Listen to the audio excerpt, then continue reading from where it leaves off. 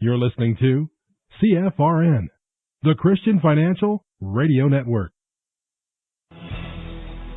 Good afternoon, traders, and welcome back to the CFRN Emini Futures Cast. This is the daily broadcast of Indeterminate Length, where we discuss all things Emini, along with some really big ideas on the finer points of trading gold, bonds, crude, sugar, the euro. Joining us today, Mr. Michael Borth.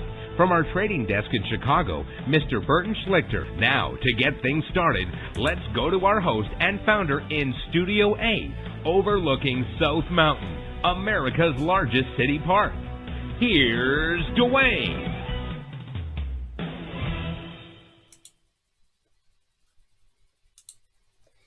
Good afternoon. Welcome back. Today is Thursday, 11th day of June, 2026. Thanks so much for joining us. Whoever you are, wherever you are, we're just glad to have you right here, right now. We do 2 live broadcasts every trading day. The first broadcast is our live training room. That's reserved for members only and those taking our 1-week free trial. This broadcast, on the other hand, is open to the public. Everybody, everywhere on planet Earth with an internet-connected device. There's 2 different ways to join this afternoon broadcast live. The best way, you only have to do it once. Go to mytradingiq.com. Scroll down the page to where it says Noon Broadcast. Click the link, fill out the 30-second registration form, and you're done.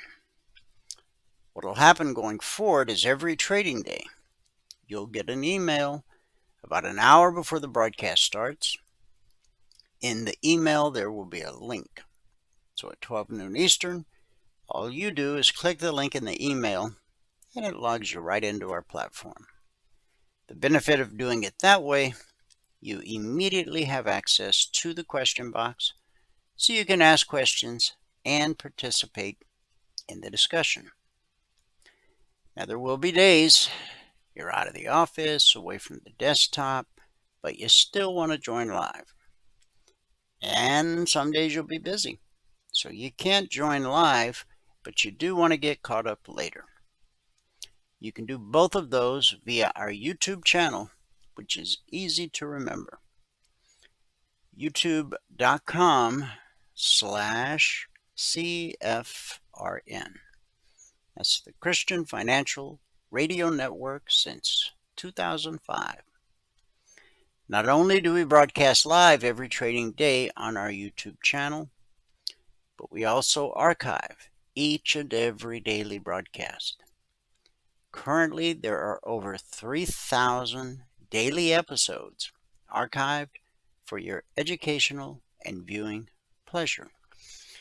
And if you're new to our neck of the woods, it's a great way to get to know who we really are. Thanks to the power of YouTube, you can scroll back 6 days, 6 weeks, 6 months, 6 years, even more. Now, obviously, you're not going to watch them all, nor do you need to. But if you're new, it's a great resource to have at your fingertips because it allows you to see how we've evolved over all these years, day by day by day. youtube.com/CFRN. On the left side of the screen is the schedule for each afternoon broadcast. At the top of the hour, roughly 1 p.m. Eastern, Michael will join us for a recap of everything that happened this morning in the live training room. and do a little live trading as time and the markets permit. Right now, we'll start where we always do on the afternoon broadcast with our daily devotional. The topic that we're on, that we've been on, and that we'll be on for still a few more days, everyday faith. Today's scripture is John 4:29, and I'll share it from the NIV translation. Come see a man who told me everything I ever did. Could this be the Messiah? Of course, that was the woman at the well speaking. And the scripture was John 4:29. The woman at the well did not complete a program before she spoke. She did not resolve her entire past before she testified. She encountered Christ and she went back to her town. Her message was not a system, it was an invitation. Come and see. She did not claim mastery. She did not promise answers to every objection. She pointed to a person. Her authority did not rest in perfection. It rested in encounter. Something had shifted in her. Shame no longer defined her. Fear no longer silenced her. Hope had replaced concealment. That change was visible, and the town listened. The gospel often advances first through invitation, not argument. The simplest witness is not a debate. It is a door opened. I met him. He changed me. Come and see. If you have encountered Christ, you do not need to defend him into someone's heart. You point, you invite, and you trust him to do what only he can do. Today I encourage you, identify one person you could invite into a deeper conversation about Jesus. Let's pray.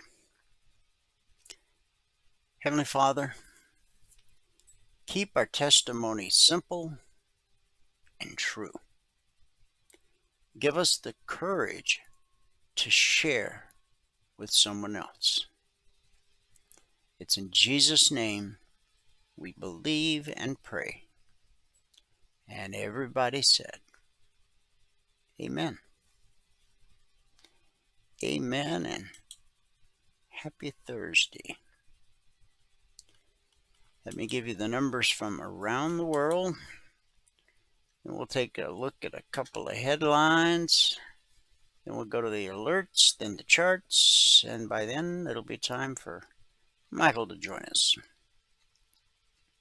So again, starting in the U.S. with the cash markets, or the indices as they're called. Currently, the Dow is trying to load. There it goes. The Dow is up today, 387 points. NASDAQ's up 172. S&P 500 is up 34. And the only mover and shaker in the bunch is the Russell 2000, or man in the street, which is up 35 points. That's well over 1.25%. So we've got the Russell leading the rally higher. And to me, personally, that's a good sign. In the commodity basket, crude oil up another 74 cents. trading 90.77 last. That's a gain of almost 1%. Gold down again, $19.20, trading 41.14 last. Silver down 51 cents, trading 64.22 last. That's a drop of almost 1%. In the Asian markets at the close, the Nikkei posted a gain of 38 points. The Shanghai fell 6. The Hang Seng down 158. And in the European markets at the close, FTSE up 49, the DAX up 14, the CAC up 38. Pretty quiet. So we had a mixed day in Asia. It was a green day for the UK. And at the moment, it's a big green Radio Thursday here in the US of A. Let's look at the news. U.S. stocks climbing after the U.S. struck Iran in a major escalation of the war, setting up for a rebound from the market's latest sell-off as investors weighed the latest moves in the conflict.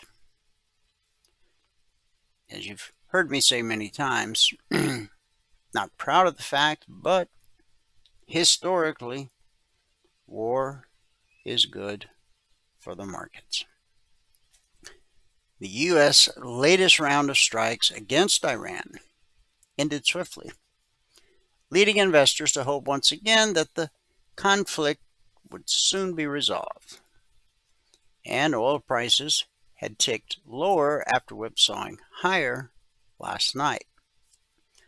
Some of those losses were reversed this morning after President Trump said the U.S. would be striking Iran again tonight, seizing control of Karg Island and taking total control of the country's energy sector, raising anxieties of a potential ground invasion. But you just heard me. Markets up, every one of the major indexes. Now, what's very unusual about this, President Trump very rarely telegraphs what he's going to do. I guess just coming right out and saying tonight we will take Karg Island, which seems like a very dangerous statement to make if that's what he really plans to do. I guess it's his last-ditch effort to bring Iran back to the negotiating table, but what good is that? They can't make a promise, and when they make a promise, they can't keep a promise, and we have a 47-year history to back that up. So, I mean, I hope he can do it without a single life being lost. Certainly not on our side, and hopefully not on the other side. Speaking of the type of action he says he's going to take tonight, that would seem difficult to pull off, but hey, with God all things are possible, right? And despite what the progressive left wants to convince you, we are still one nation under God. On the economic data front, wholesale inflation for May came in higher than expected. The Bureau of Labor Statistics reported Thursday, this morning, right on the heels of May's consumer prices inflation report. Producer prices rose 1.1% in May over the previous month and 6.5% over the previous year. Those numbers don't sound good, but they did beat expectations. They left that part out. Initial jobless claims for the week ended June 6 rose to 229,000, outpacing here now they bring in the expectation, outpacing expectations of 220,000 claims. Continuing claims also rose to 1.795 million. The main event of the week, of course, tomorrow, with the expected market debut of Elon Musk's SpaceX, which will trade under the symbol SPCX and is positioned to be the biggest IPO in history. Shares got a boost after Bank of America's analyst Vivek Arya upgraded shares from underperform to buy and raised his price target to $135 from $96. Arya noted higher confidence in INTC's opportunity to help address industry constraints in leading-edge wafers packaging and capture a much larger agentic central processing unit. He expects Intel's server CPU sales to gain roughly 25% of the total addressable market by 2030. But that Intel's got more lives than a cat. The S&P 500 declined in June, or the decline in June looks like a market sell-off, but under the hood, it's mostly a mega cap problem. The Magnificent Seven, Microsoft, Amazon, Apple, Alphabet, Nvidia, Tesla, and Meta, have erased roughly $2 trillion in market value this month. That accounts for more than 2/3 of the S&P 500's total market cap loss in June. The group's biggest drag has come from Microsoft and Amazon, which have each lost more than $350 billion in market value this month. And today's only the 11th. Apple and Alphabet have each shed roughly $300 billion, while Nvidia and Tesla have lost about $260 billion and $200 billion, respectively. The result is a top-heavy index doing what top-heavy indexes do, moving with its largest stocks. It's not that the rest of the market is very strong so much as the weakness is concentrated. We've talked often about the danger of having so much value resting on so few shoulders. The Magnificent Seven are down a median 9.7% this month, while the rest of the S&P 500 has a median gain of 0.3%. That split helps explain why the index feels heavy, even though many stocks are still holding up. The same pressure showed up in Tuesday's sell-off when AI and chip-linked winners absorbed the biggest damage, while the broader tape looked a little less broken underneath. The concentration is even clearer when the market is split by dollar damage. The 15 biggest S&P 500 market cap losers are down 9.2% in June, while the rest of the index is down 0.2%. That makes June less of a classic broad market unwind and more of a leadership problem. The market can survive narrow weakness if the average stock keeps holding up. But if chip leadership keeps cracking, the index's biggest winners may remain the market's biggest problem. So, pretty much all the news you're going to hear today, tomorrow, and for some time to come is SpaceX. And will it historically do what most companies have done? SpaceX's record-breaking IPO enters the final stretch with the deal set to price tonight ahead of the stock's debut on the NASDAQ tomorrow, June 12th. But this pricing night will look nothing like the ones Wall Street and investors are used to. In a conventional IPO, which technically is the night it prices, as opposed to the first day of trade with its market debut, the company and its underwriters look over orders and weigh demand and then settle on a final price, often above or below the marketed range. SpaceX and CEO Elon Musk are going a totally different route. Though not altogether surprising, given Musk's whims and contrarian nature. SpaceX said in its updated IPO prospectus, that it was selling stock at $135 rather than offering a range.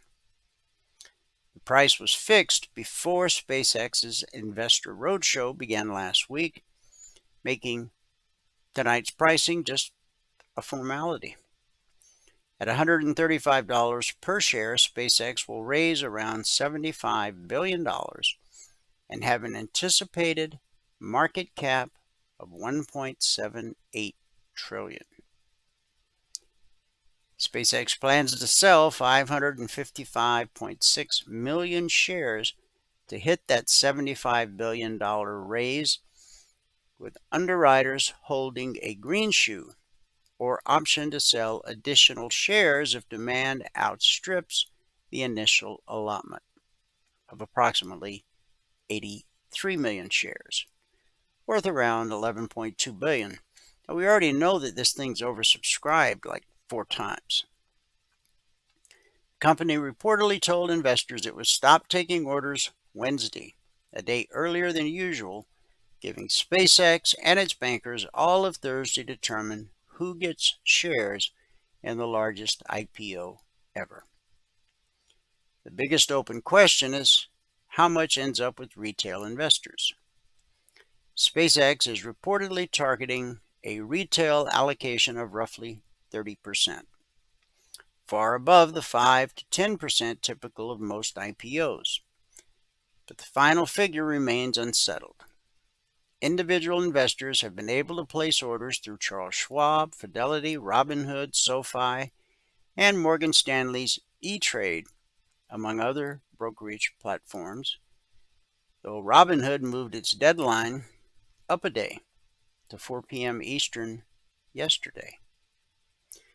In addition, SpaceX's IPO shares are running 4 times oversubscribed per Reuters, which indicates strong demand.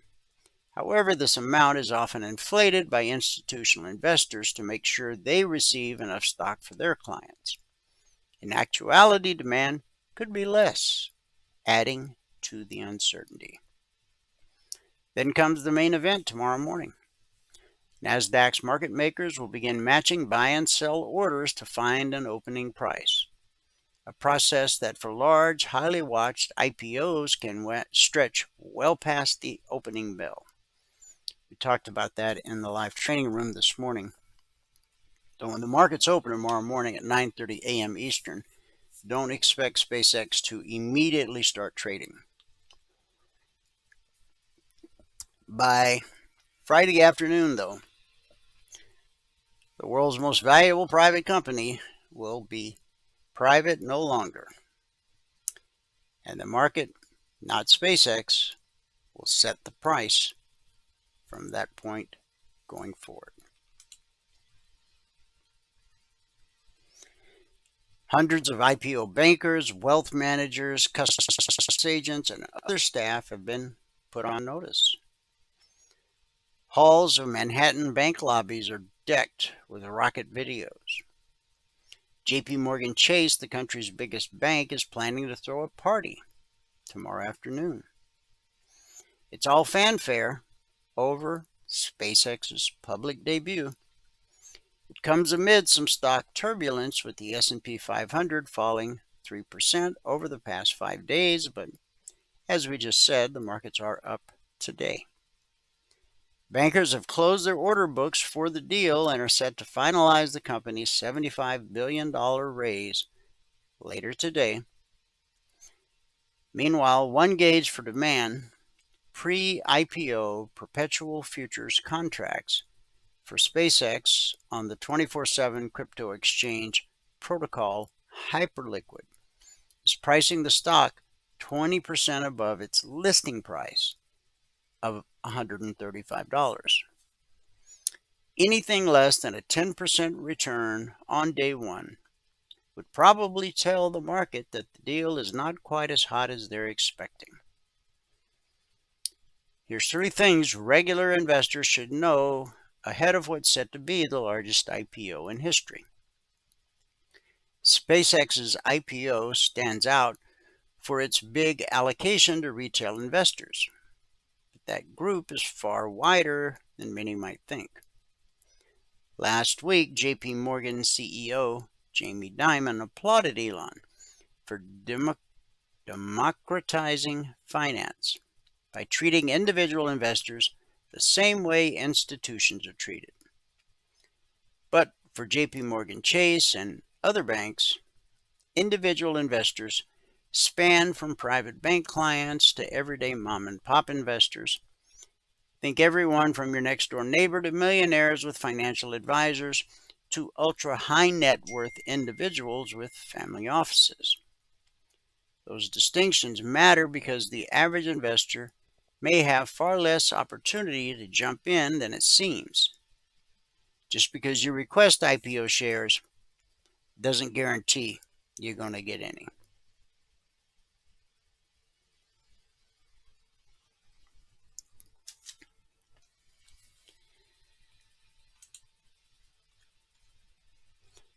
Moving on, the yacht life. You ever dreamed of that? Just sailing the world on your own seagoing vessel? Yacht life is often seen as a decadent pursuit of the ultra-rich. And with a growing number of billionaires, driven by a boom in AI and tech wealth, super yachts are the new status symbol of the elite, including Jeff Bezos, Larry Ellison, and Mark Zuckerberg. Entrepreneurs can even run their business from a super yacht. Yacht season typically runs from May to October in the Mediterranean and November to April in the Caribbean and other tropical destinations such as Southeast Asia. And along with the 6-figure parties, complete with champagne and caviar, there may be a practical reason for yacht life as well. Tax breaks, especially for European ultra-high net worth individuals.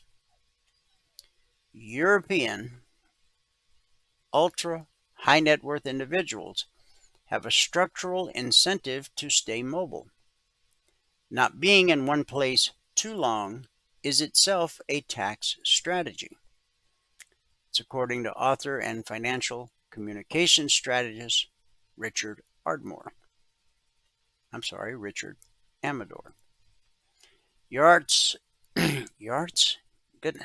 Yachts are a remarkably efficient asset class for people whose wealth depends on being nowhere in particular.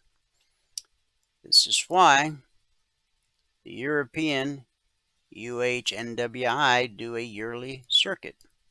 Wimbledon one week, Cannes another, the WEF, the Biennale. Amador argues that the social calendar of the ultra-rich isn't separate from tax strategy.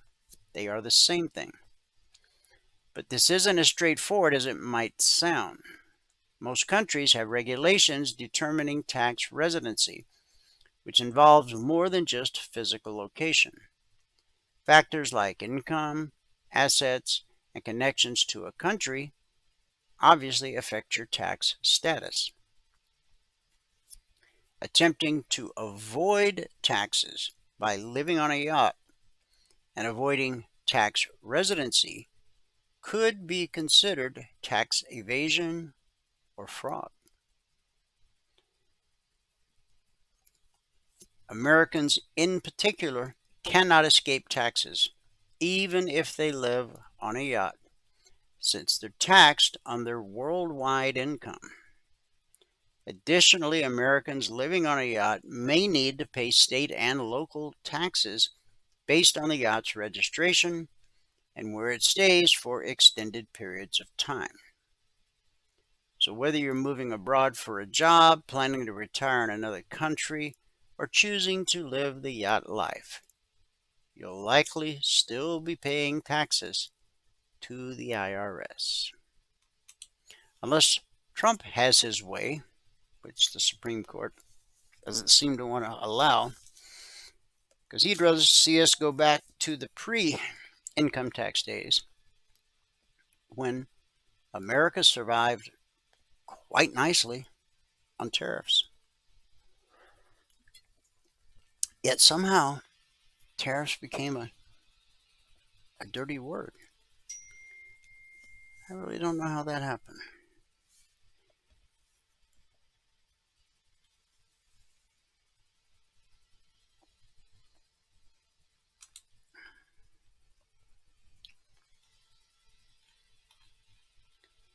On Wednesday, Georgia Governor Brian Kemp announced a firearms manufacturer will leave the state of Virginia over new anti-gun legislation and relocate to Georgia, bringing a $22 million investment and employing hundreds of residents. Georgia attracts job creators from all over the country and all over the world because we work with them, not against them, Kemp said. Our state's pro-business approach, skilled workforce, and enduring support for constitutional freedoms make us an ideal home for manufacturers like Rideout Arsenal, and we look forward to their success here in the #1 state for business. Rideout Arsenal, the firearms designer and manufacturer launching the new facility, has announced it will be opening its doors in the South Georgia town of Thomasville. Boy, I grew up in Georgia, so there's some happy campers down in Thomasville today. The relocation was not something the company had originally planned to pursue. The reality is that recent anti-gun legislation in Virginia created a significant uncertainty for the company and ultimately forced them to look for a state where we could continue operating, investing, and growing with confidence. That's from co-founder Travis Rideout.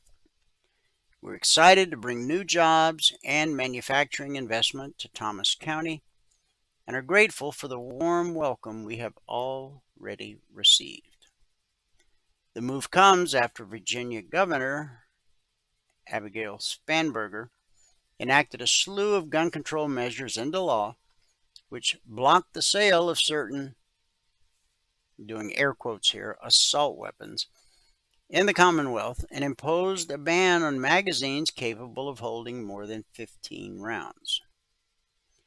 Spanberger claimed the legislation would make Virginia safer. Firearms designed to inflict maximum casualties do not belong on our streets, she said. Yeah, well, there goes a whole lot of your tax base. We'll see how that sits.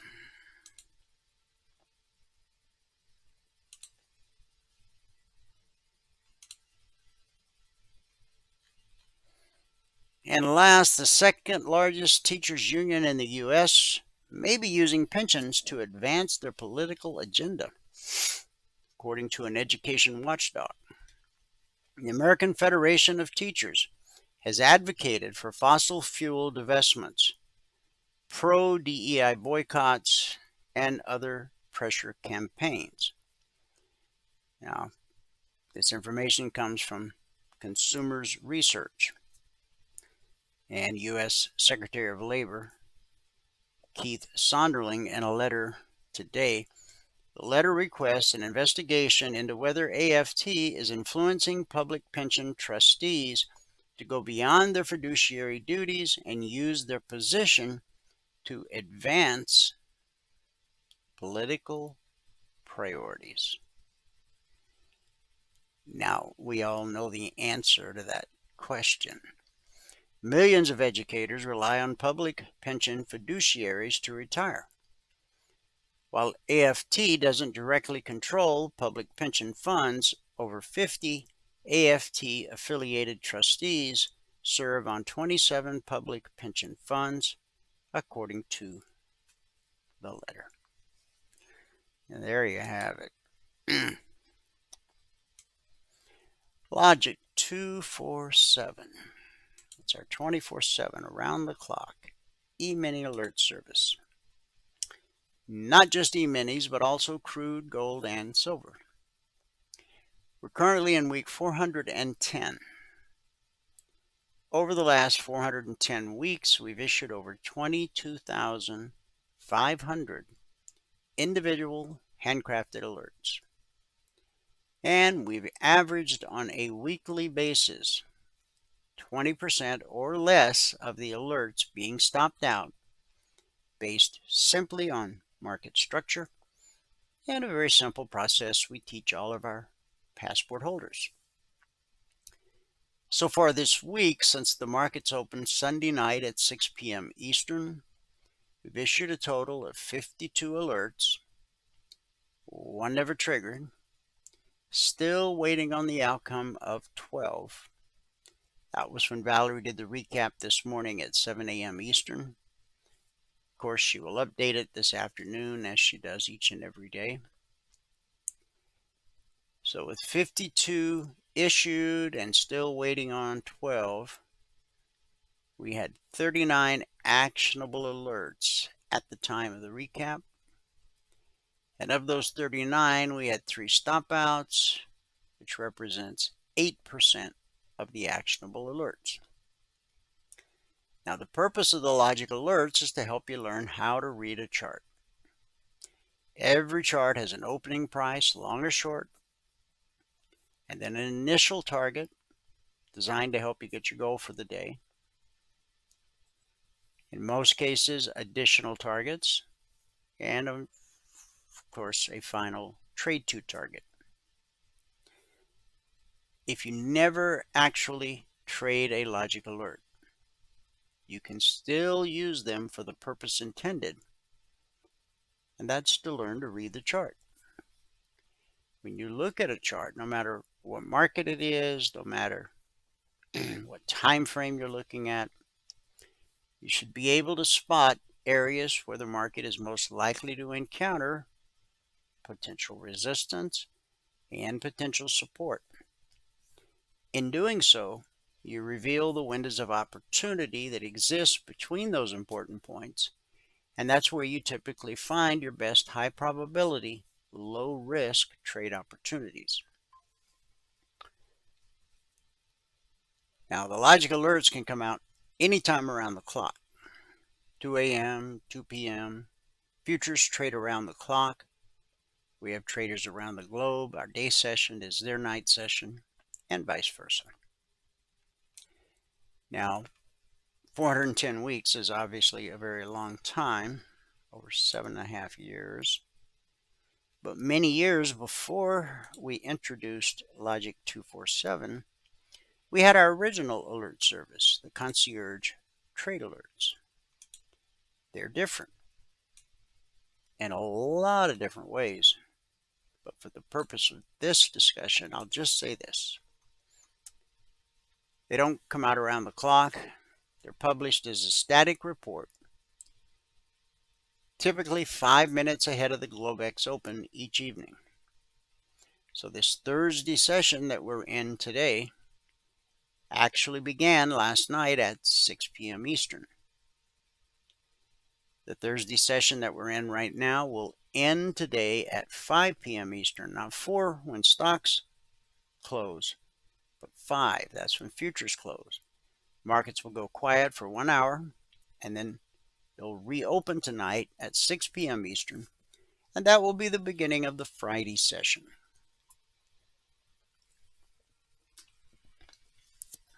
But But last night, all of our traders had all of these targets 5 minutes ahead of the open.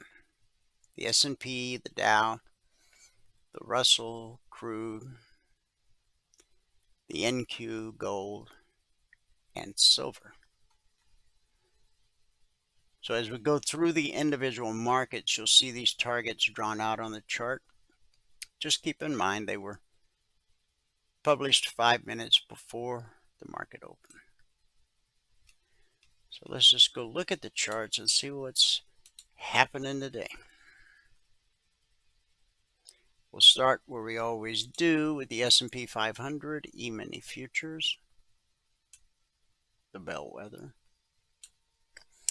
And we have now spent 3 days touching the 24% fib retracement. Prior to June 5th, we had not touched the BBC since April 8th. That is a long stretch without a pullback. And you have to understand, price always reverts to the mean. Doesn't matter what you trade or even how you trade it. Price reverts to the mean. It's kind of like gravity. It just is. Even if you don't understand it, it is. You know it is. So, to go this long without a retracement to the BBC is somewhat unusual, to say the least. And so when we finally did get a pullback to the BBC, we spiked through it. So that pullback didn't hold. Actually, it did until yesterday, because this candle and this candle were still physically touching the BBC. Yesterday, though, we had a candle that opened and closed below the BBC without touching it. So now we officially go from bullish to bearish. And that's really how the whole BBC thing works. When price is below the BBC, we're bearish and expect lower prices. When price crosses above that green line, we're bullish and expect higher prices. Now we're looking for lower prices. Now price ran up this morning, tagged the 24. Yesterday, it made it up to the black step line, but it never physically touched the BBC. As you can see, we had 1, 2, 3 days where we're physically touching it. But yesterday was a big day. Not just a big down day, but a directional kind of day. For prices not to continue lower from here would be somewhat unusual. But these are unusual times. I mean, the president has already tipped his hand that he's going to strike Iran again tonight. Even told him what he's going to take out. Now, he's a pretty smart guy. And in the past, he's done a very good job of not telegraphing his actions ahead of time. So I've got to believe that his strategy, whatever it is, because he's done something today very unusual. So we have two things that are going to have a major impact on the markets tomorrow. The SpaceX IPO, the whole tech sector, and this business in Iran. Okay. Now, Trump says he's going to, or it sounds like he's going to finish the job. And what do the markets do? They ran up today. Again, historically, sadly, war's good for the markets. May not be good for humanity, but for the markets, historically, that's what we've seen. So the next area for potential support, at this low right here, almost aligns with this low here. It hasn't quite got there. This low's 23.75. This low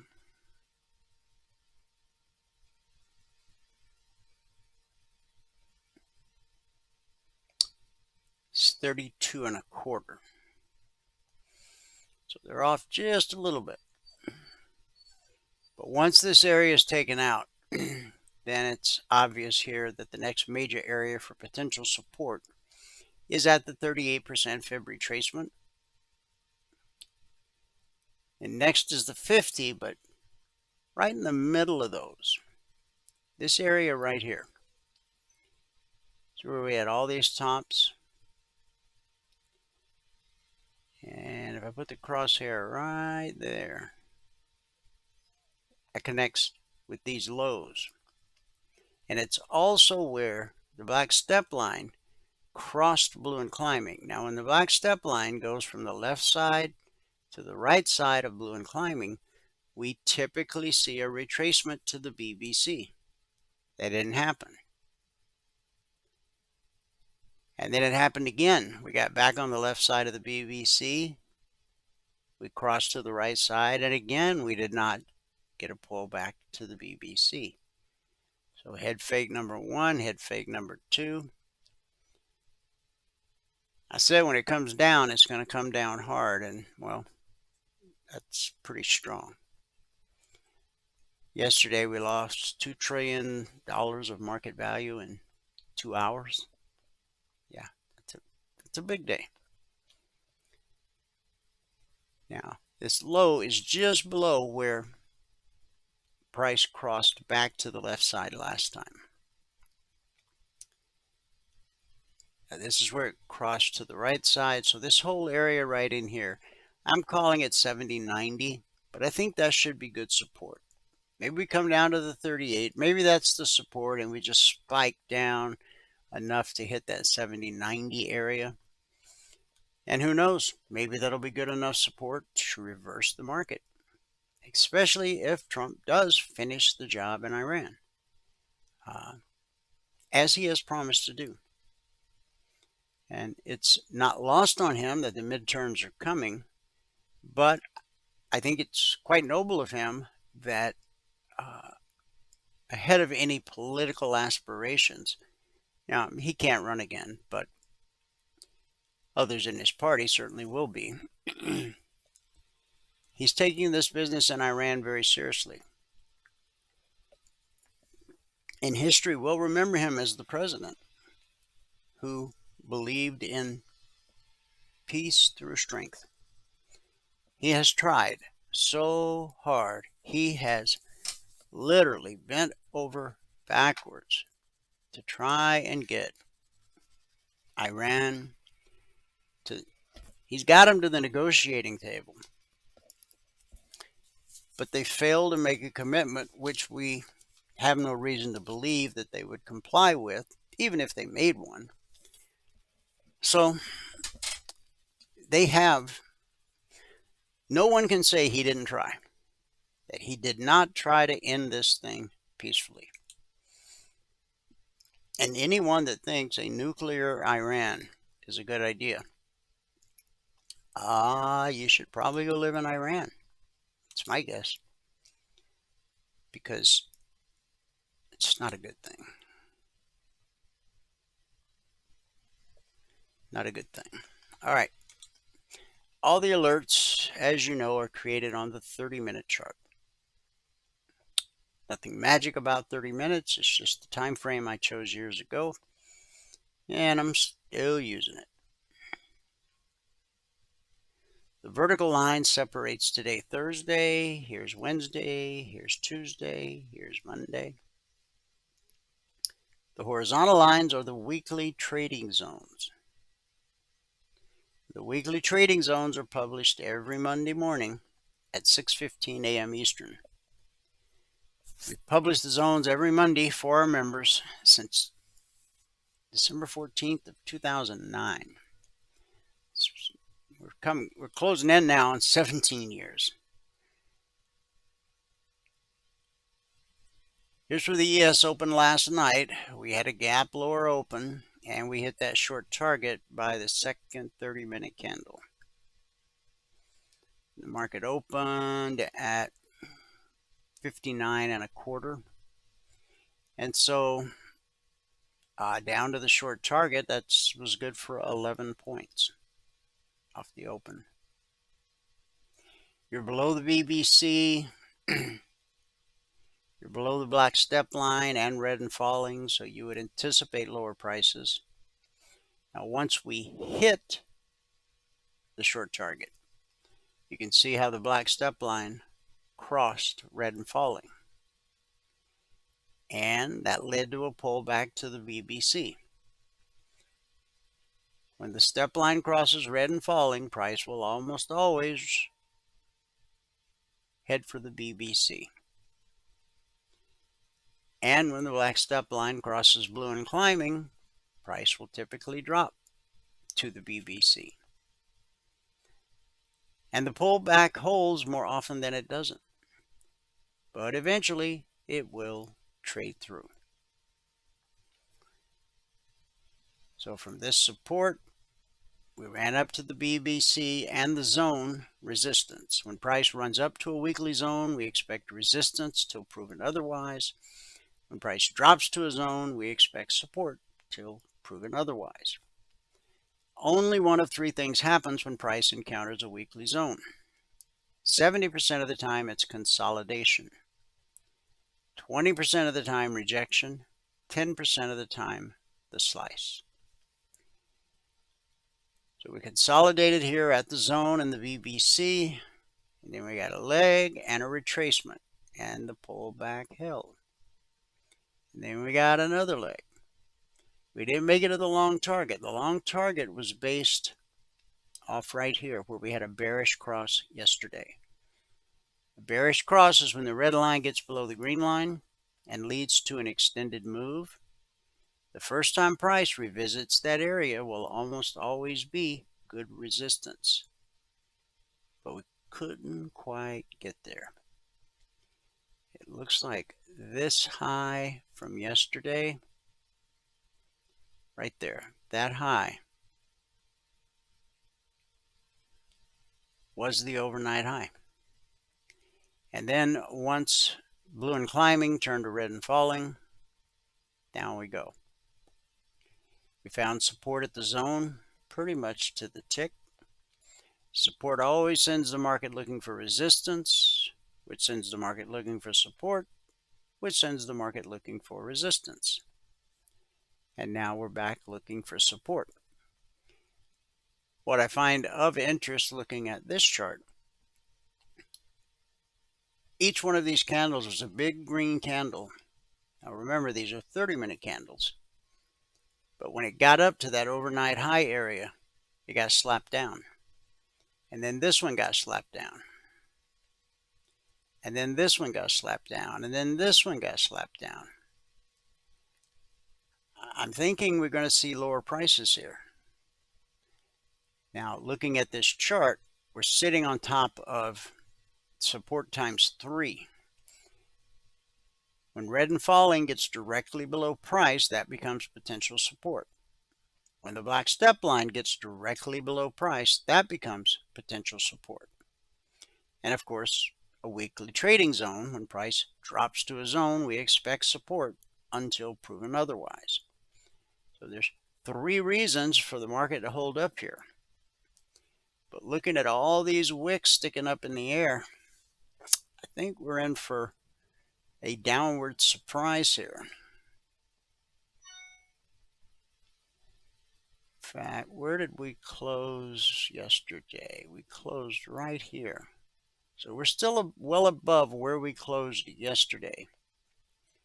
But and one 30-minute candle could put us, this low right here was a little bit lower than yesterday's close. So we had this beautiful run up overnight. Now it's rolling over. Yeah.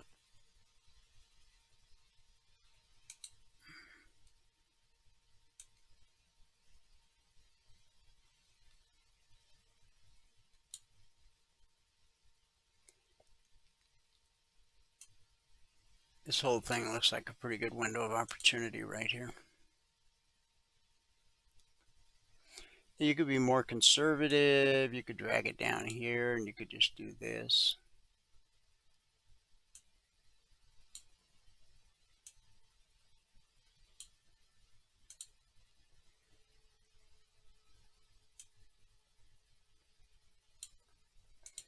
That doesn't look like a lot, but it's 72, 74.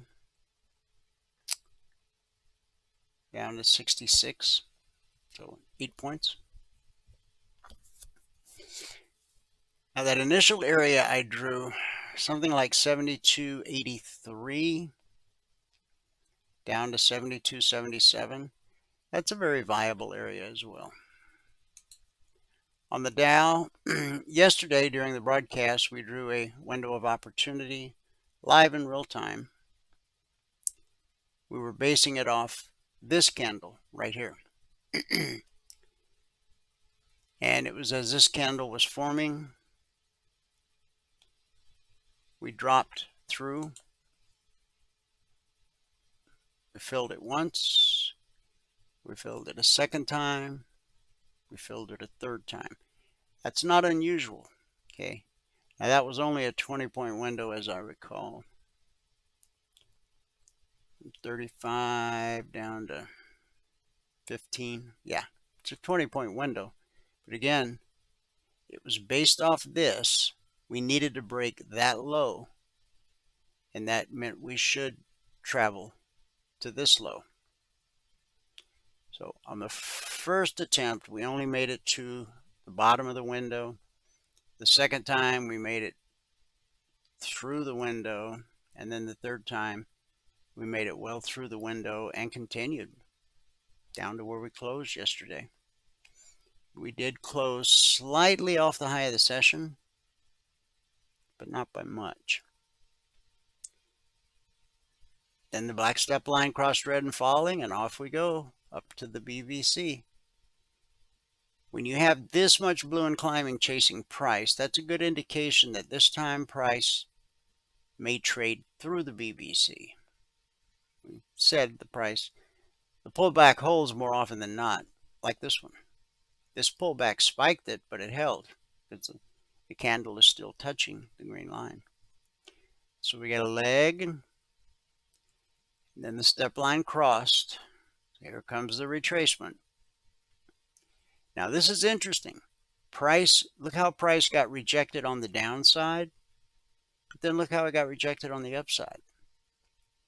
We hit the zone, got rejected, all of these candles. See all these wicks sticking up? That's very bearish. These wicks to the downside are kind of bullish, but I think the bearish outweighs the bullish. So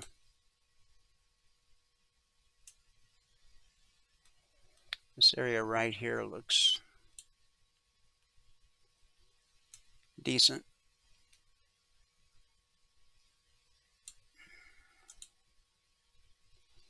And then you could even throw in a second window.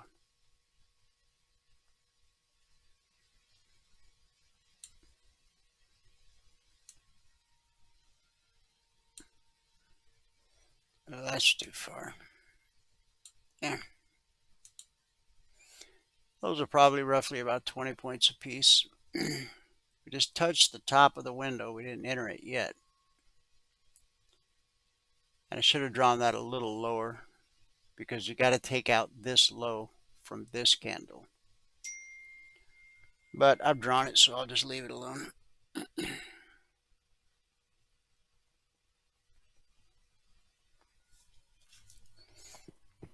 All right.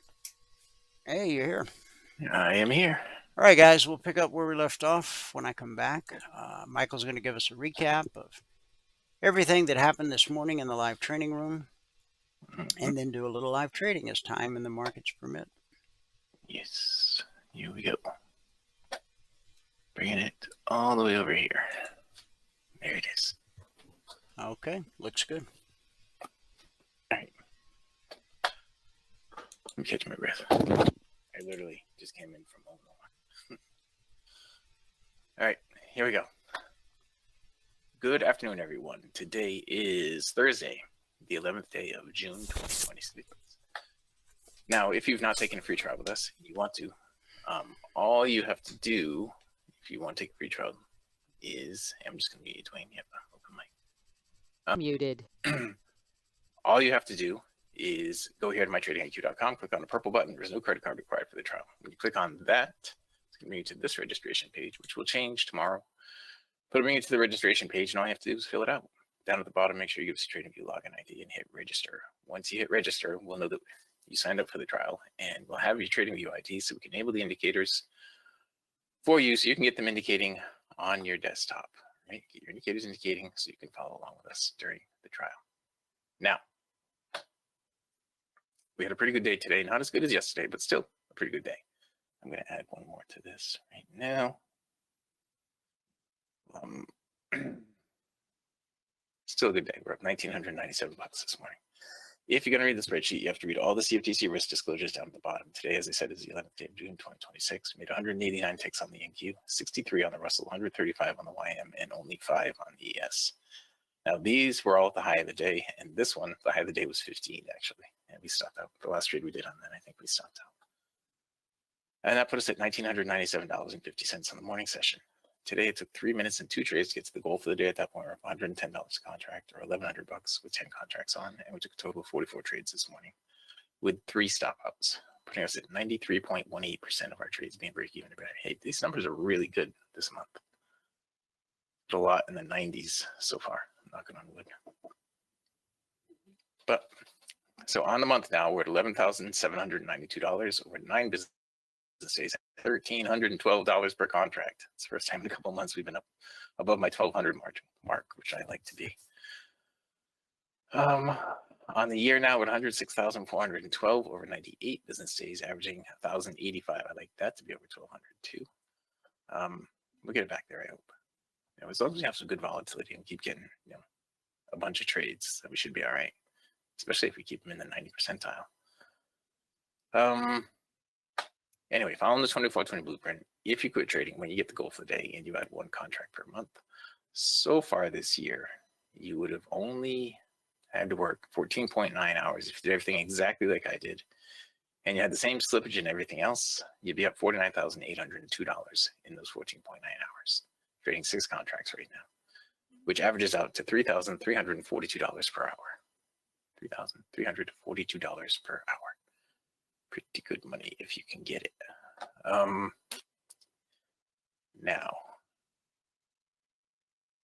I was just thinking of something. Okay, that's all that. Now let's get into the actual trades. Okay, on the Russell, we had quite a few trades on everything but the ES. But the Russell will start out. What time is it? 104. It's gonna take a while to get through this, I think, because we had 44 trades. So I'm gonna do this to get back to the beginning quickly. And on the Russell, we started out here with a 17 tick trade, and then here we had a 5 tick trade that got us to 22, 23. Then we stopped out, and we went from 22, we went from 17 to 22 to 32 to 37. Then we stopped out, went down to 12. Then we went to 15. Then we went to 22. Then we stopped out again over here and went to -3. And then we went from -3 to +7. And 7 to 18. And then 18 to 29, and 29 to 34, and then 34 to 43. And finally, there's one more.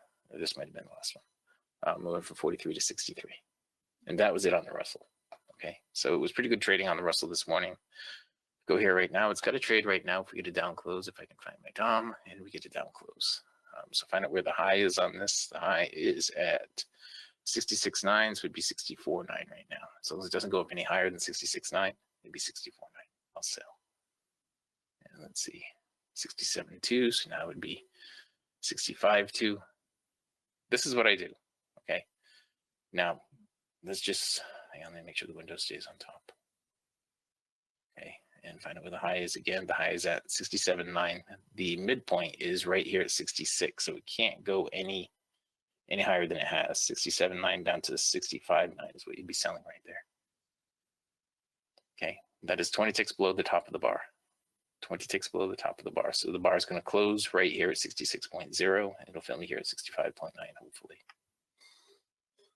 If everything works out the way we like it to. 67.9. 67.9 is the high. That's right there. 19 ticks below that is right there. 20 ticks is right there. Okay, if we get the down close, we'll just wait this out and see if we get the down close right here. It should go as a down close and go right down into these numbers down here. There it is. We only slipped one tick. That's not too bad. Okay, so we're in the trade. Now, we don't need to look at the trade anymore, right? We're in it. I'll slide it over here. It's going to manage itself to some degree. Once it gets into 10 ticks in profit here, it's got a 25 tick stop. Once it gets to 10 ticks in profit, it'll bump the stop to +5. Okay. The YM now. We did well on the YM today. I don't think we stopped out at all on the YM today. Looks like this could stop us out. It did just stop us out. So the Russell stopped us out when I put that down.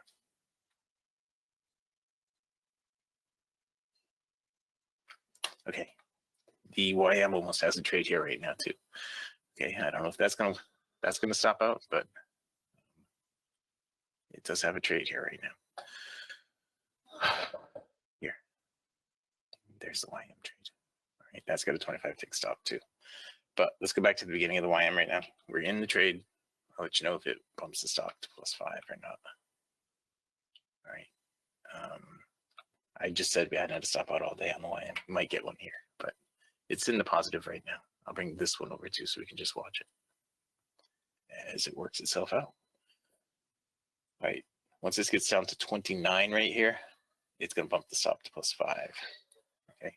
So our first trade on the YM this morning, we picked up 18 ticks. Then we had a big trade, a 45 tick trade there. Got us up to 63.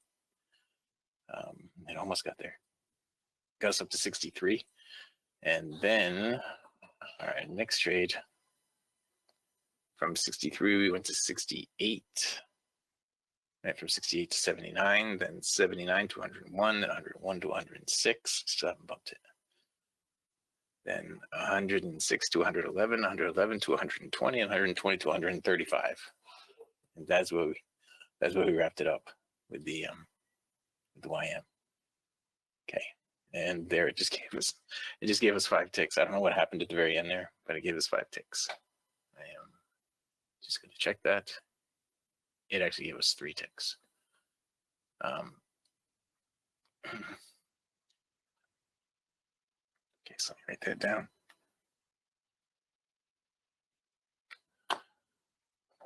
And we'll go all the way to the end. This trade right here is what we just did. It went 10 ticks into profit, bumped the stop to +5, but then it snapped right back up and slipped us a couple of ticks. So we ended up with 3 ticks on the YM. Now, the ES. The ES has a lot of bars today. The NQ does too. But let's click on this and hit Control back. Jason, I see you're in here. Were you in the webinar yesterday afternoon? Jason, I think you were, right? I don't have the question box open, so I can't see your response yet. Hang on, my fingers are on the keyboard right now. As I scroll all the way back to the beginning here on the ES, there it is.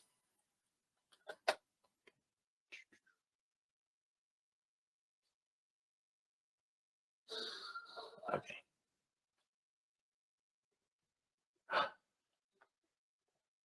You are not.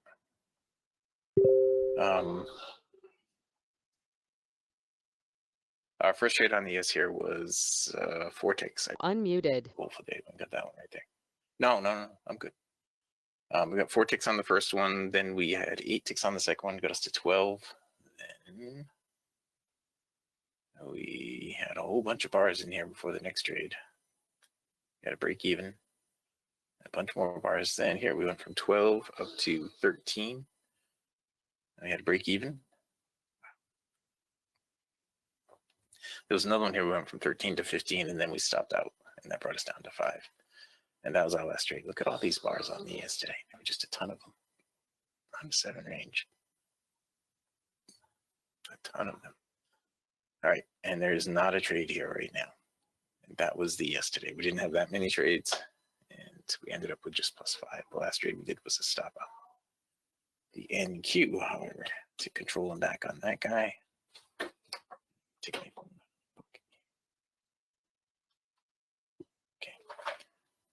Okay. The NQ's got a ton of bars, so this is going to take a while.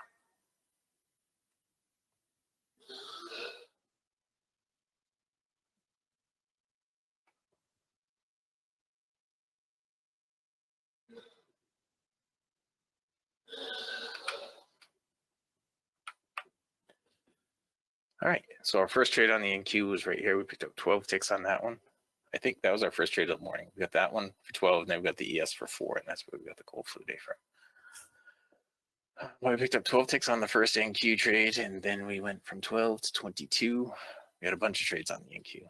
So 22 to 32, then 32 to 42, then 42 to 52.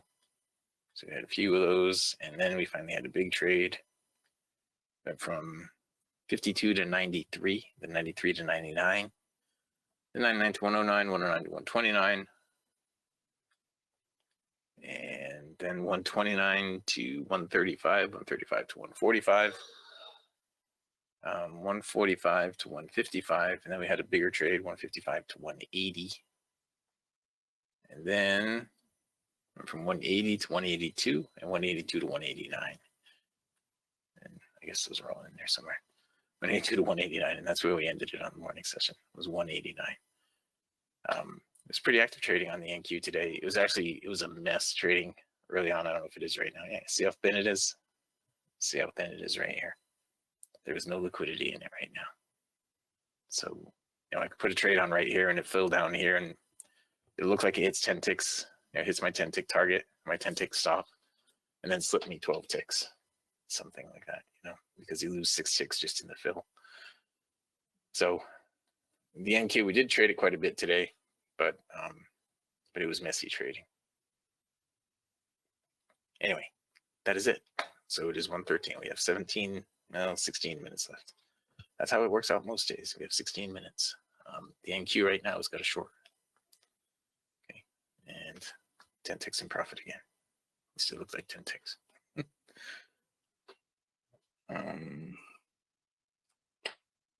Okay, it's not up in the overbought yet. It's going to be too far away once it gets in the overbought, I think. Yeah, it'll be too far away on the up close. Unless it goes down some, and then it goes up some, it closes up. The ES needs an up close followed by a down close. YM needs an up close followed by a down close. And the Russell needs an up close and then a down close off the mid band. That's what we're looking at. All right, so the up close didn't even put it in the overbought, so this is not going to be a trade here yet. Now, if it goes straight down right now, nope, it didn't go into the overbought. It's not going to be a trade on the NQ. I don't think it will be on the ES either. All right. Does anybody have any questions about any of this?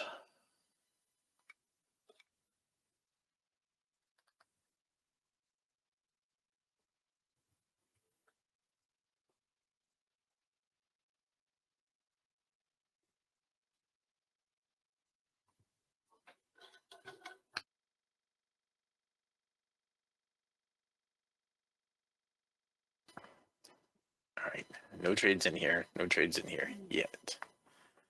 Everything's in kind of the same situation right now. A down close on the NQ right now would be a trade. Down close on the NQ would be a trade now. All right, so it went from here to the overbought. So now it just needs to get out of the overbought. There it is.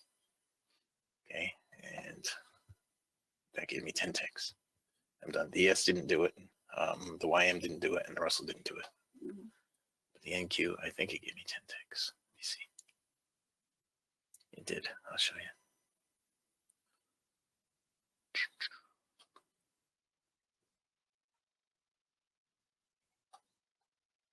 Right here. Exactly 10 ticks. All kinds of slippage and everything else in there. But there's 10 more on the NQ. All right, we're almost there again for another trade on the NQ. Down close of this bar would be a short. Down close of this bar right here would be another short on the NQ. A down close of the ES would also be a short. So down close here or down close there. Either one of those would be a short right now. Valid trade.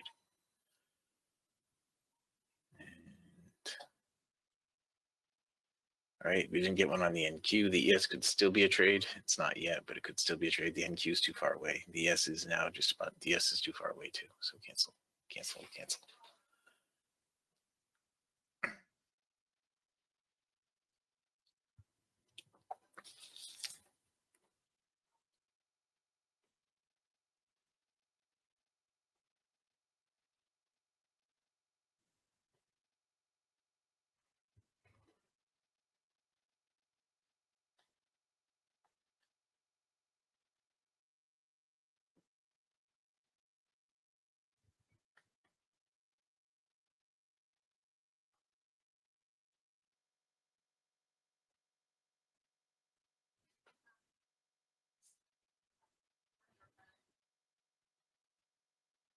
All right, that didn't end up giving us a trade. It should have flipped a YBR right there, but it didn't.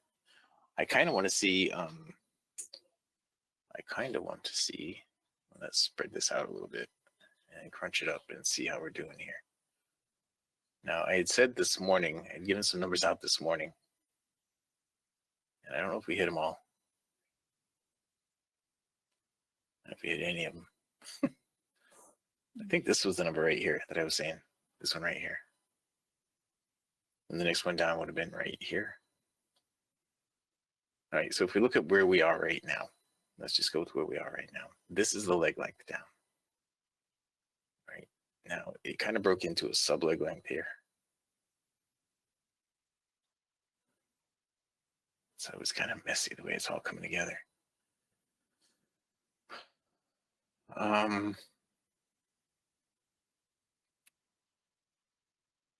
All right, I want to put it on a different time frame. I think you guys might see it a little differently. Okay, in a different time frame. This is the leg up, this is the leg down. Oops, not from there. Watch this. From here, down here, all the way up to here. But right here at this 50% retracement area. And that's all from today, as a matter of fact. That's roughly what we're looking at right now. So if this ends up being an area of resistance, then I would expect we're going to have another leg down. Well, we'll hit a double bottom right here is what I think. Yeah, it's kind of fractured right here. It's got lower highs there, but higher highs within it. Right, and higher lows there, but lower lows within it. So it's kind of messed up the way it's coming together. And I think I'm having trouble just interpreting the data, how it's going to affect the rates, because this is the first time Warsh, whatever his name is, will be doing the rates. And when is that? When is the next FOMC?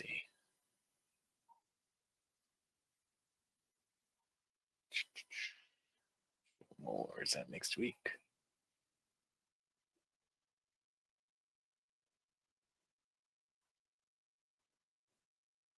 Interest rate decision. Here it is. That interest rate decision is next Wednesday. That is what we have. And before next Wednesday, we have housing starts and primary manufacturing. The PPI is today, and tomorrow we have consumer sentiment, which is nothing. So retail sales, that's going to be the big one before the FOMC. The housing starts and all that stuff, that's not as significant as the retail sales, I think. You put it all together. See what kind of soup it makes. All right.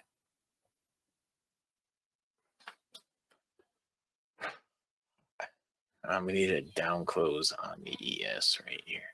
Down close on the ES, still a down close on the ES. Now it might be too far away. It cannot get up above 77.25, and it's right up to 77.5. Cancel. See what I mean? It was too high.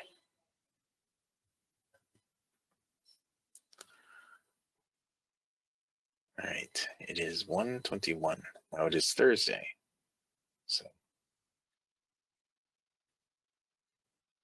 should be partners meeting tonight. On this Thursday. This is our Thursday that we have a partners meeting, I think. And we're changing our schedules around a little bit here. All right, so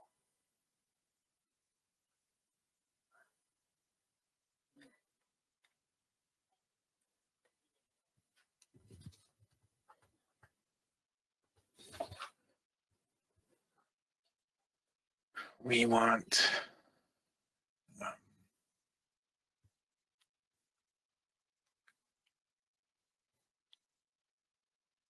on the NQ, we need an up close. I'm not sure it's going to get it into the overbought. Same thing with this. Okay, it did. Okay, so now we just need a down close on the NQ. Down close on the NQ would be a short. The ES needs to go down to get into the oversold, finish the cycle, and then come back up. So the ES is not going to give us a trade. Even the down close didn't move it down.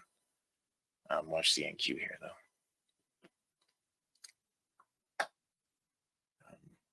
All right.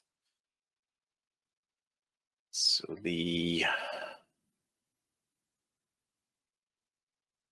this is too far away. This is too far away. Neither one of these are going to give us a trade on the downside right now. The NQ is about to pop, I think. And there it is. And there's 10 ticks in profit. And there I'm out with 10 more on the NQ.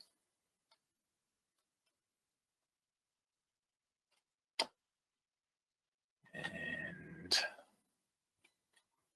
I'm telling you, it's just going so fast on the NQ because the DOM is just, it's got no liquidity. No liquidity. So the fills aren't where you think they are.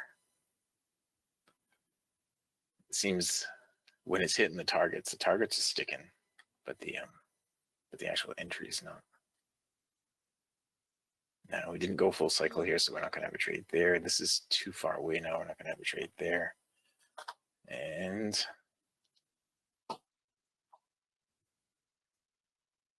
I don't know what else to say at this point.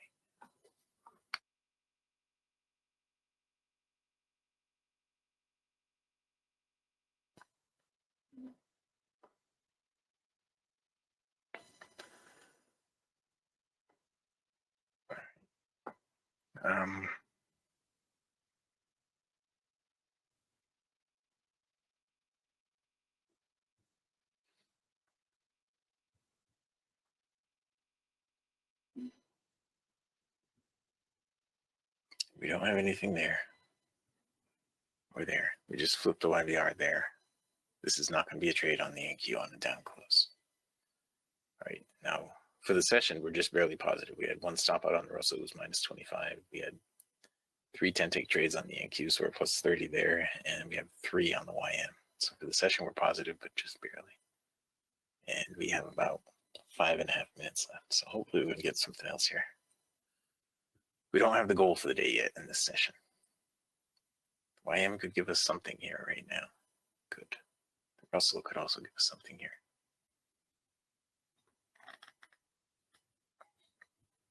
The ES can give us something. The NQ, not so much.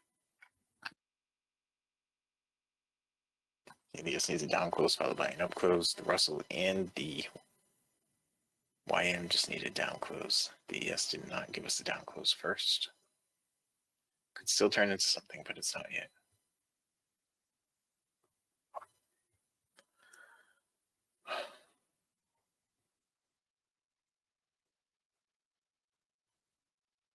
Right, it could still turn into something on the Russell and on the YM. The ES could still turn into something. The NQ, not so much.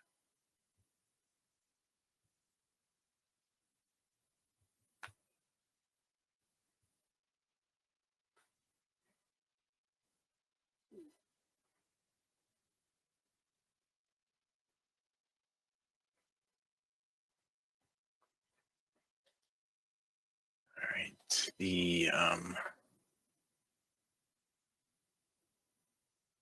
Russell and the YM are getting further away. The ES is, the NQ is. There's still a chance for the Russell and the YM, but it looks like they're going to flip the YBR.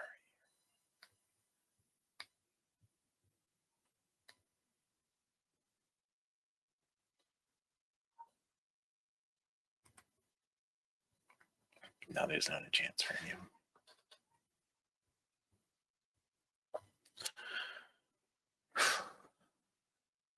I think my body's finally cooled down.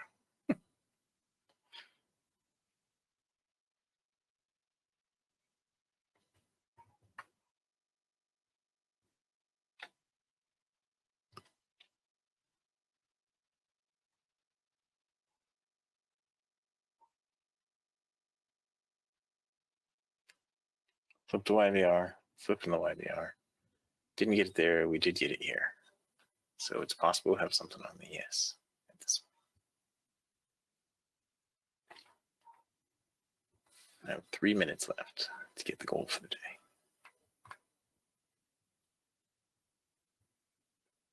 It's gonna flip it there.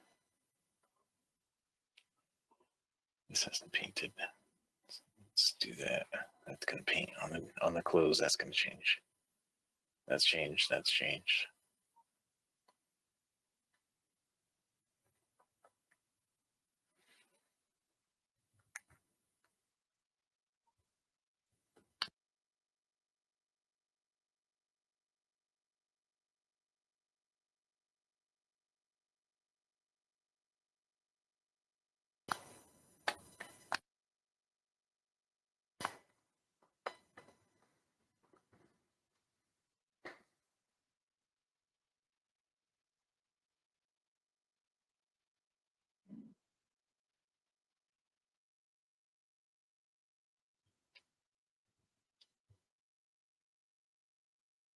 Nothing, nothing, nothing. And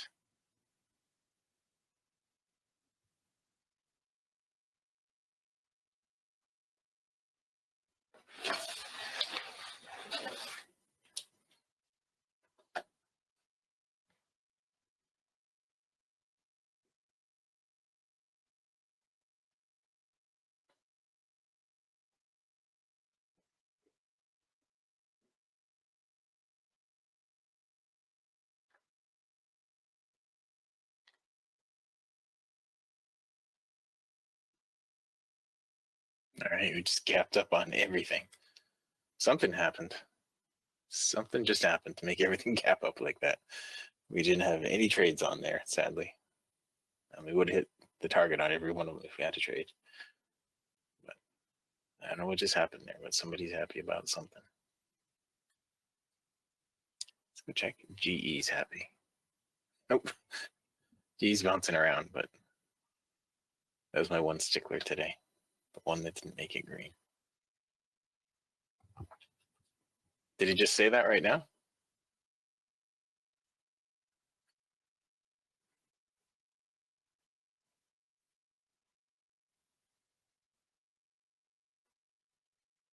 I mean, he's militarily smart in that way. He doesn't show his hand.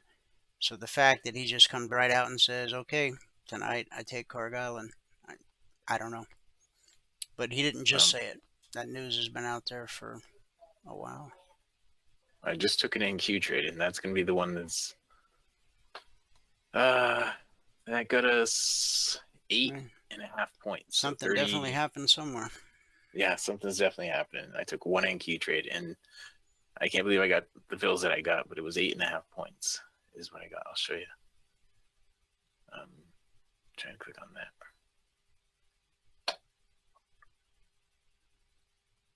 It was right here. And I just did that. It was 8.5 points. 92.25 up to 0.0075. So I guess we'll wrap it up with that. Let's fill out the thing. Fill out the thing. I'm curious what the heck is making all this happen right now. Today is 9/6/11. And on the NQ with that was 32. We have 62 ticks. It was actually 63 ticks. 8.25 points. Plus the 30 ticks we already had. On the Russell, we're -25. On the YM, we're +3. And that's it. Today we had 1, 2, 3, 4, 5, 6 trades with one stop out.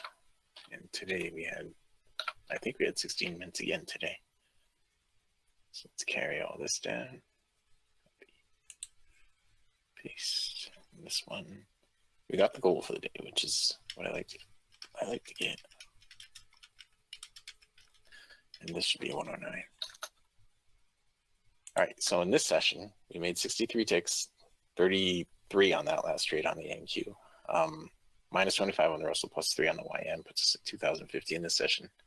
We had 6 trades with 1 stop out, so 83% of our trades in this session will break even or better. And in these sessions, we're averaging about 16 minutes of trading time and getting the goal for the day on average in those 60 minutes every day. So if you don't get it in the morning, or if you can't make it to the morning, you make it here. There's usually enough trades between 1:15 and 1:30 to get the goal for the day. Now, let's look at this on a bigger time frame. Let's look at it on like a 30-minute. Okay, because this was the last candle, and we were way down here at the bottom of it when whatever it is that just happened. And this is the beginning of the next candle on the 30-minute.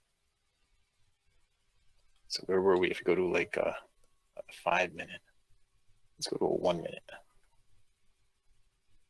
Okay, because right here it was right here, 1326. We were at 28,768, and now we're at 29,000. Well, the high was up there at 227, so 500 points. Yeah, 500 points, 2,000 ticks between here and there. Is that right? I think it's right. That's a lot. That's a lot. That's James just said the NQ moved 450 points in 10 minutes. Okay, that's what I was I was trying to do the math on that. But about 500 is what I came up with. So yeah, that's a lot of ticks. Anyway, if you have not taken a free trial with us, go here to mytradingiq.com, click on the purple button, no credit card required. Just click on that purple button. Bitcoin's way up. That one's up. Everything's going to be up now. Click on that, no credit card required. Fill out the form. That's it, guys. All right. With that, I can pass back out to fabulous Phoenix, Arizona, and Studio A overlooking South Mountain, America's largest city park. Dwayne, if you are ready. Yes, sir. Excellent. And GE took off too, I think. GE Aerospace. Okay, recap of the morning session. Today it took 3 minutes and 2 trades to get to $1,100. Good job. Thank you very much. All right, guys, we'll pick up where we left off. On the Dow, that one window filled, and then the market just screamed in the other direction. Let's go back and look at the daily. All right, we're back up to almost the high of the session. Now, earlier, the black step line had stopped it in its, or actually, it was the 24% fib that stopped it in its tracks before. Now we've punched above that, and you can see yesterday, the black step line was the high of the session. And so, this is really getting interesting. So we got 3 days here of straddling the 24% fib retracement. Yesterday was the first candle to both open and close below the BBC. So this may simply be a leg and a retracement back to the BBC. We got red and falling overhead. So even with that up move, the bigger picture to me still looks bearish, but boy, in these markets you can you got to embrace every imaginable possibility, and you'll probably be right more often than not. Now this low came right in at this low right here. So we still got support right below that, and of course down at the 38, but right now the markets are trying to move higher. If we can overcome the black step line, then the next resistance would be at yesterday's high, which is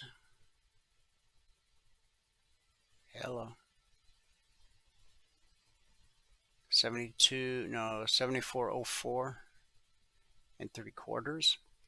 And if we take that out, then that puts us right at the daily BBC. So we already had a leg and a retracement. The pullback held. A leg and a retracement. We'll see if this second pullback holds. Because once price gets up here, if it gets up here, you got resistance times 2.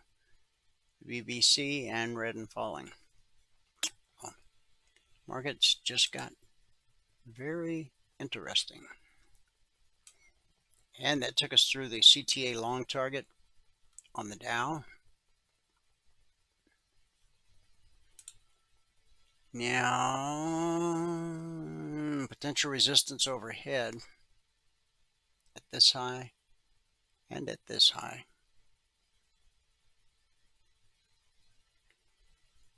508.25. And I would call this one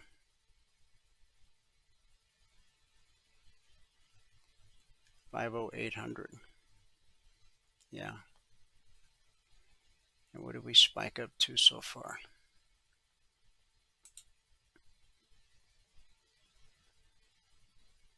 Come on. Come on. 50774 so far. Okay. All right, the Russell. Here's where we opened last night. We dropped. We took out yesterday's low, but we did not take out the Tuesday low, which is where I had set the short target. Buyers came in right here, which was this low right here from Tuesday.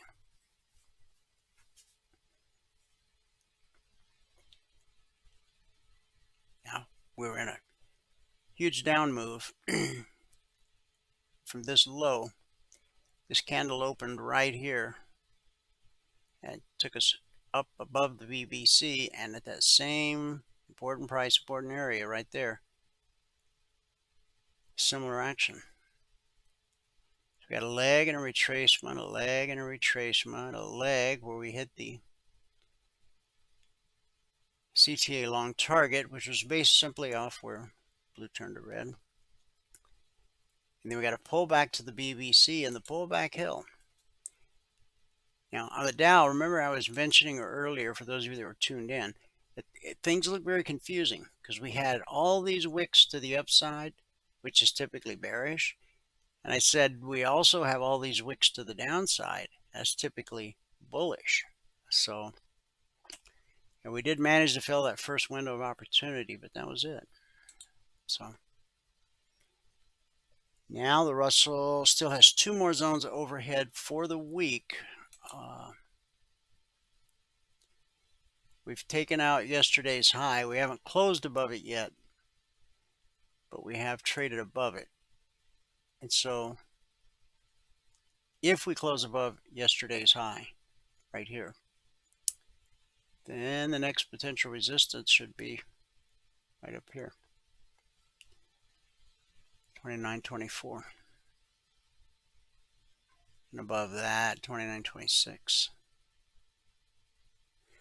Really a surprise move. Even asked ChatGPT what the big news was, and it said, I don't see it. So, interesting. Perhaps pre-SpaceX IPO market manipulation? I don't know. We'll see. Anyway, here's the NQ. Yesterday was kind of quiet. We found support at the zone. We opened. We dropped to the zone. We didn't quite make it to Tuesday's low, which I had pegged for the short target.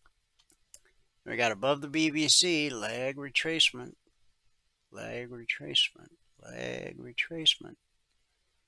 And then we just consolidate, some wide-ranging consolidation.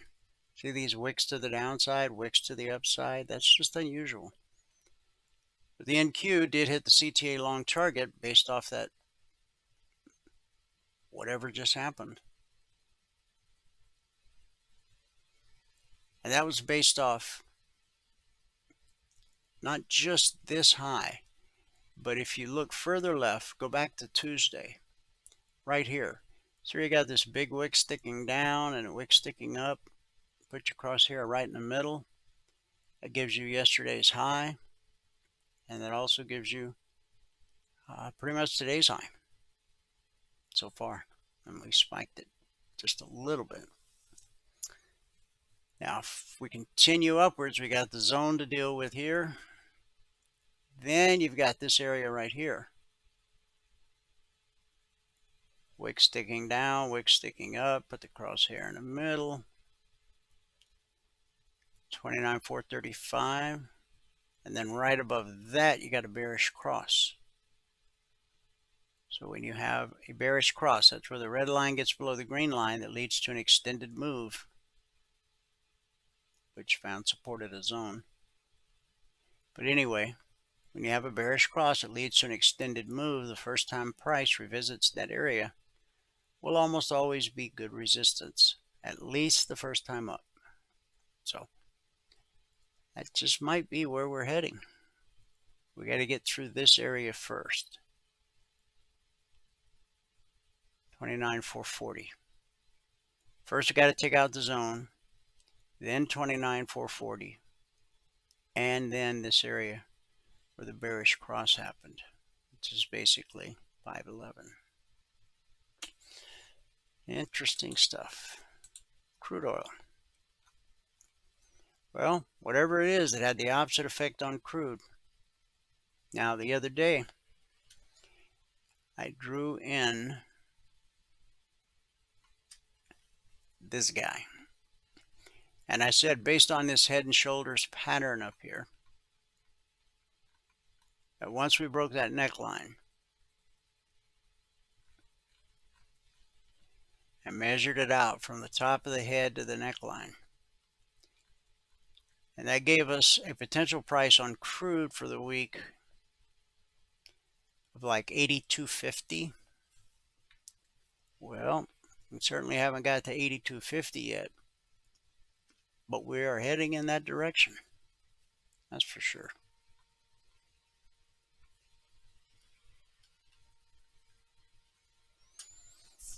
Yeah, so with equities running up and crude running down, I got to believe it has something to do with Iran. I'm sure we'll all find out in due time, as they say. Gold got a spike off the news, whatever it was. We hit the short target. This is where we opened last night. We hit the short target by the 7 o'clock 30-minute candle. Support sends us up to resistance, which sends us back to support at blue and climbing. Back to the BBC. Finally got above it, then we got back below it. Nothing too exciting there. But this current 30-minute candle, which is only 14 minutes old, has almost taken us to the long target at 42.01. And that was based off this high right here from yesterday. Just in, President Trump. Here we go. This might be it. Just in, President Trump says planned U.S. strikes on Iran have been canceled, with a naval blockade remaining in place pending a final agreement. All right. Yeah. I mean, I think, like I said multiple times at the beginning of the broadcast, Trump doesn't telegraph what he's going to do. It's just, everybody's read The Art of War. I mean, you don't do that. And so the fact that he has canceled the planned strikes. I mean, he claimed right out and said, I'm going to take Card Island tonight. Okay, so starting to sound a little Jim Cramerish. My God, I didn't think I'd ever say that. And so that was the setup to do the exact opposite. Well, anyway, it was good for gold. And good for silver. Yay, go silver. So we opened last night. We never made it to the short target. A leg and a retracement, a leg and a retracement. Supported the zone. Now we've ran up through the long target. in this area where right here. Okay, you got potential resistance coming right here. Wick sticking down, wick sticking up, put your crosshair in the middle. 6706. Well, it's nice to see it moving in the right direction. And price still, we've spiked the black step line on the daily chart of the ES. So it's still trying to climb. Okay. And this area here, if it gets up there, resistance times 2. I think what you're seeing is a knee-jerk reaction to that news.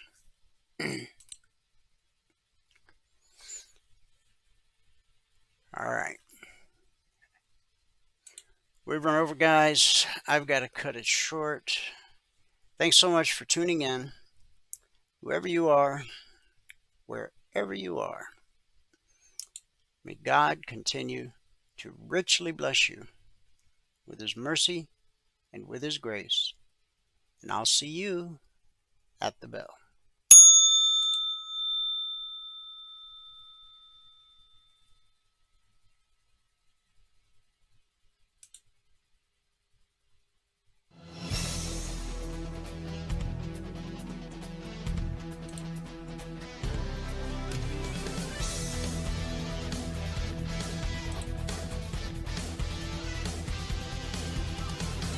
Remember this, there is no greater return on investment than to see a human life changed and given hope. As always, pray hard and trade safe.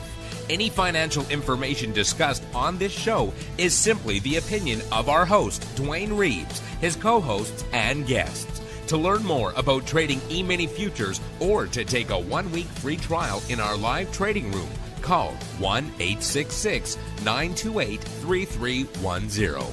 866-928-3310. Information discussed on this radio program should not be construed as a recommendation to buy or sell any security. Always do your own due diligence and consult with a licensed securities broker or financial planner before making any investment decision.